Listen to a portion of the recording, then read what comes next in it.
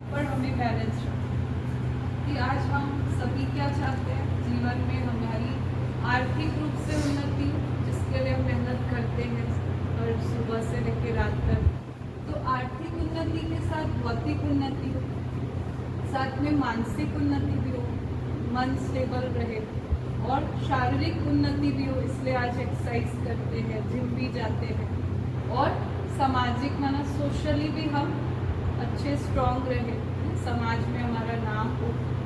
और एक पहलू जो है वो कहीं ना कहीं जो मिसिंग होता है, कमज़ोर हो जाता है, वो कौन सा है? आध्यात्मिक, है ना। स्पिरिचुअली भी हमको स्ट्रॉन्ग हो, तो वो कब बनेंगे? जब आप खुद को जाने, जब आप अपने अंदर की शक्तियों को जाने। तो अगर ये सारी चीज़ें हैं तभी आपकी लाइफ बैलेंस है, और वही बैलेंस लाइफ हमारे जीवन में हमको सुख देगी, है ना। तो इसमें यह दिखा है कि जीवन के जो आध्यात्मिक सिद्धांत क्या है कि हम सभी कौन हैं ये जानना है, और हम सबका कनेक्शन किसके साथ है। तो ये आत्मा और परमात्मा एक नहीं है, सुप्रीम फादर है और हम सभी उसके चिल्ड्रंस हैं, सब उसके बच्चे हैं। फिर यहाँ दिखा है परमात्मा का स्वरूप क्या है और वो कहाँ रहते हैं। वो कोई कण कण में नहीं है, वो सब में, वो एक ही है और वो सबसे हाईएस्ट अथॉरिटी है। फिर यहाँ दिख रहा है कि सृष्टि एक रंगमंच है, हम सभी कौन है? एक्टर हैं, हम सभी एक्टर्स हैं। और ये सृष्टि एक क्या है? एक बहुत बड़ा स्टेज है जहाँ पे हम सभी अपने अपने रोल प्ले कर रहे हैं। हम सभी यूनिक है, हम सबका अपना अपना रोल है। और जैसा कर्मों का कोई गति क्या है, जैसा हम बीज बोएंगे वैसा हमको फल मिलेगा, जितना बोएंगे उतना मिलेगा। इसलिए बीज जब हम डालते हैं तो उस समय ध्यान दें, तो बीज अच्छा होगा तो फल भी कैसा मिलेगा? अच्छा ही होगा। तो हमारे कर्म अच्छे कब होंगे? श्रेष्ठ कब होंगे? जब हम अच्छा सोचेंगे। और अच्छा सोच कब आएगा? जब हम ज्ञान को समझें, नॉलेज को समझें, तो अपने कर्म भी अच्छे होंगे और हमारा भाग्य भी अच्छा होगा। तो सबसे बड़ा ज्ञान कौन सा है वो आज हम जानेंगे। सबसे बड़े ज्ञानी कौन है? वो नहीं है जो कि बहुत सारे श्रेष्ठ शास्त्र और वेद और उपनिषदों को जानते हैं। सबसे बड़ा ज्ञानी वो है जो खुद को जानता है। तो आज हम अपनी सबसे बड़ी पहेली को समझेंगे कि मैं कौन हूँ। क्योंकि कई बार जीवन हम चलते रहते हैं पर हमको पता ही नहीं होता कि मैं कौन हूँ, मैं कहाँ से आई हूँ, मुझे क्या करना है ना। तो हम आगे चलते हैं।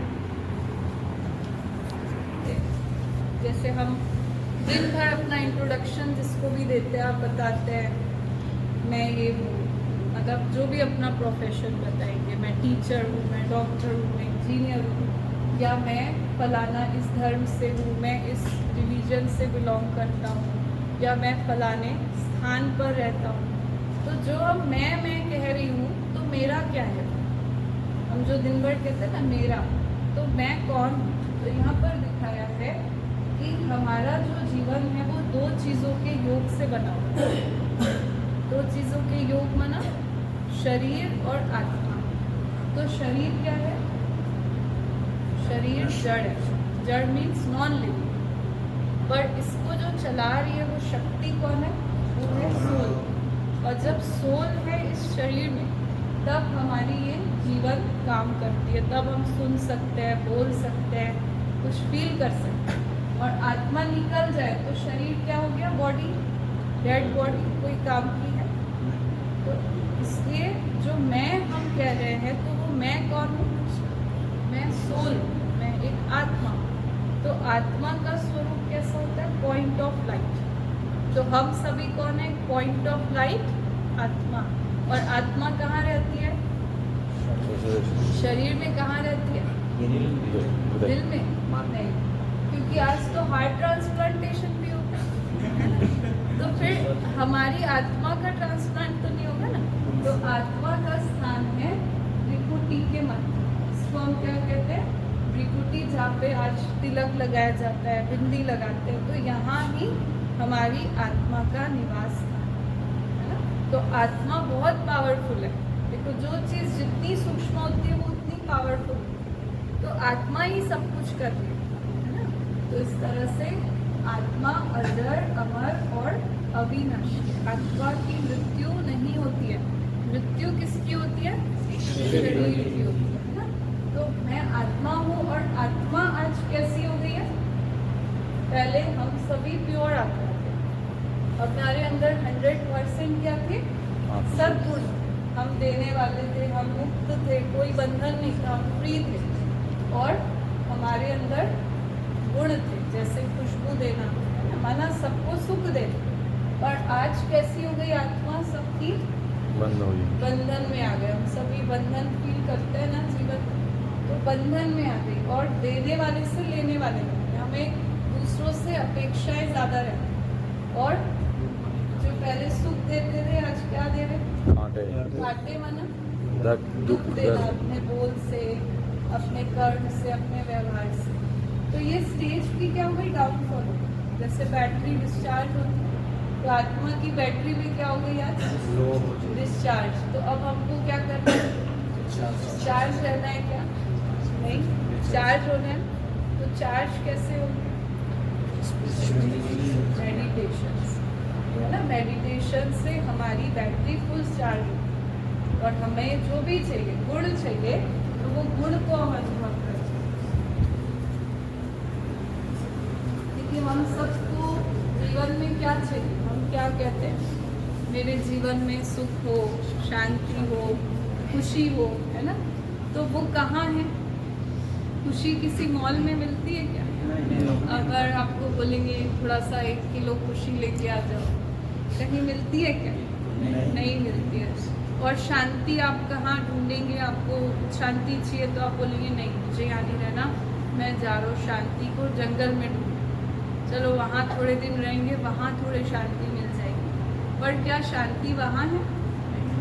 खुशी किसी वस्तु में है कि ये चीज़ मुझे मिल गई, मेरे पास ऐसा फ़ोन आ गया, या मेरा बहुत बड़ा मकान, बंगला बन गया, बहुत अच्छी कार आ गई, तो ही खुशी होगी? खुशी इन सब चीज़ों पे डिपेंडेंट नहीं, वो आपके अंदर है, आपके विचारों में है। अगर आप चाहेंगे मुझे खुश रहना है, तो वो किसी कंडीशन पे डिपेंडेंट है। तो ये सारे गुण जो है ये आत्मा के अंदर है ना। आप शांति कहीं पे फील कर सकते हैं, वो आपके ऊपर। प्रेम है, ज्ञान है, सुख है, आनंद है, पवित्रता है, ये सब क्या है? आपकी आत्मा के मूल गुण है। मूल मीन्स ओरिजिनल, बेसिक। तो ये सब हमें अब फील करना है। और वो कब करेंगे? जब आप अपने आप को रियलाइज करेंगे, है ना। जब आप अपने आप को देखने का प्रयास करेंगे कि मेरे अंदर ही सारा खजाना छुपा है ना। तो मेडिटेशन मतलब खुद के साथ कनेक्शन और अपनी शक्ति को बढ़ाना। फिर यहाँ दिखाया है कि हम सभी सोल्स हैं, तो हम सभी का पिता कौन है? परमात्मा, सुप्रीम सोल, जो सबसे ऊंचे से ऊंचा है, जिनको सभी ने याद किया, गॉड इज लाइट, है ना। जीसस क्राइस्ट ने भी कहा God is light, I am son of God. फिर जो हम देखे भारतवर्ष में हम सभी शिव के मंदिर में जाते हैं, वहाँ क्या देखते हैं हम? लिंग रूप दिखता है ना। तो लिंग मतलब जिसका कोई शारीरिक आकार ना हो, तो वो पॉइंट ऑफ लाइट है। परमात्मा गॉड इज लाइट, तो लाइट का फिर कैसे हम पूजा करेंगे? जल कैसे चढ़ाएंगे? तो हम क्या करते हैं? उसका लिंग रूप बनाते हैं, शिवलिंग के रूप में। और फिर हम देखें गुरु नानक जी ने भी क्या कहा? एक ओंकार सतनाम कर्ता पुरुष, तो वो भी परमात्मा को ही इशारा करते हैं। तो यहाँ दिखा है कि सभी धर्मों में किसको माना जाता है? एक को ही माना जाता है। तो हम जो कहते हैं ना, हम सब धर्म आपस में भाई भाई, तो कौन से नाते से हैं? हम सब आत्मा हैं और हम सबके पिता एक हैं।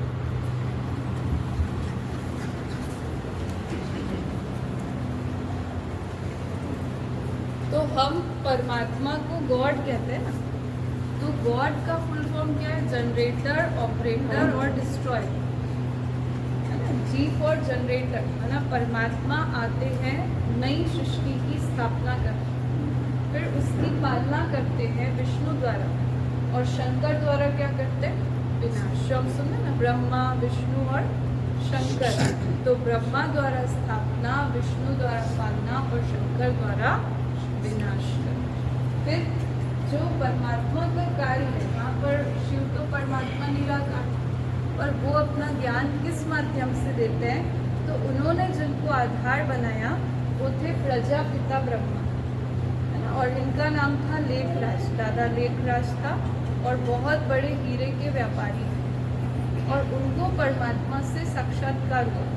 साक्षात्कार समझते हैं ना, विजन। जैसे कि खुली आंखों से, ड्रीम नहीं था, खुली आंखों से बाबा ने देखा कि कैसे कलयुग का विनाश हो, जो भी हम डिस्ट्रक्शन देखते हैं, उन्होंने ये सब पहले से देखा। उनको परमात्मा ने ये दृश्य दिखाया कि ये कलयुग का कैसे विनाश हो, मिसाइल्स, बॉम्ब्स और प्रकृति की ऐसी आपदाएं आएंगे, सब बाबा को दिखाई दिया। और फिर उसके बाद दिखाई दिया कि एक नई दुनिया आ रही है, हेवन आ रहा है, सत्युग आ रहा है, पैराडाइज आ रहा है, और फिर ऐसी दुनिया आने वाली है। तो उसके बाद फिर परमात्मा ने उनके माध्यम से ये सारा ज्ञान देना शुरू किया कि आप कौन हैं, आपको कहाँ जाना है, मैं कौन हूँ, अपना भी इंट्रोडक्शन दिया। और उसके बाद फिर बाबा का जीवन चेंज। और इस तरह से इस पूरे जो हमारे संस्था के फाउंडर थे प्रजापिता ब्रह्मा, इसलिए इसका नाम भी ये गया, प्रजापिता ब्रह्मा कुमारी ईश्वरीय विश्वविद्यालय।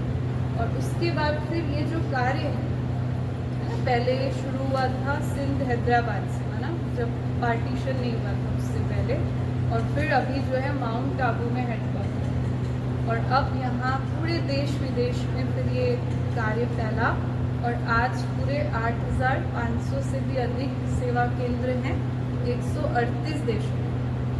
कहीं भी आप जाएंगे, कोई भी शहर में आपको ये सेंटर्स मिलते हैं। आप भी जहाँ से आए हैं वहाँ भी आपने देखा होगा, सुना होगा, है ना, सेंटर्स के बारे में, जहाँ पे फ्री ऑफ कॉस्ट मेडिटेशन सिखाया जाता है, और ये ज्ञान आपको मिलता है जो हमारे जीवन को बदलता है।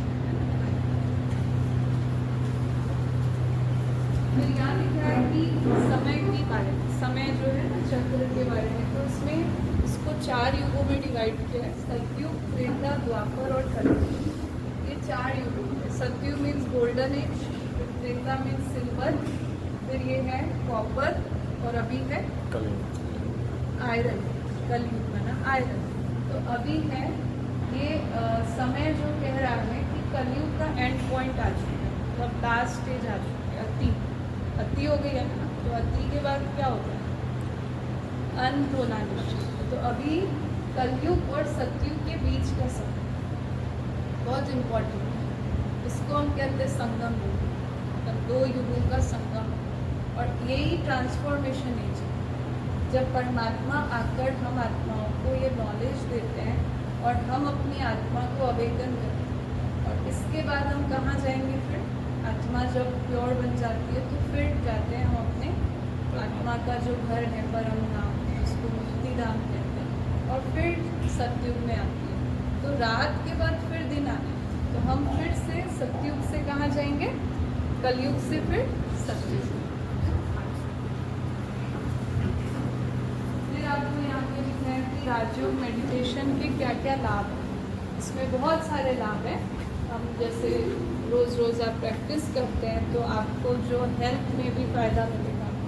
आज टेंशन, तनाव भी बहुत है, उसमें भी हम स्ट्रेस भी रह सकते हैं, है ना। हमारा विचार अच्छे होंगे, हमारे अंदर ये सारी शक्तियों का विकास होगा।